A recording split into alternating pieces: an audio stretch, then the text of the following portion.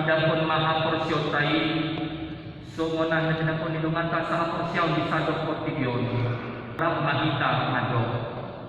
Aw siya di maganda ko pa. Inuha para ko na sulusan na kumawalan ko ta.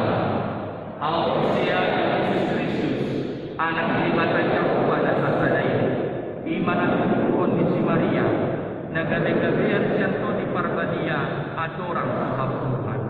Ilot mata na tumaw na merdit ni panggumanin ni Latus na matatarpaya o iba na ihaw pinagsilang na dua kubanotong yung ditanong na mula panguro di ari patutun na manay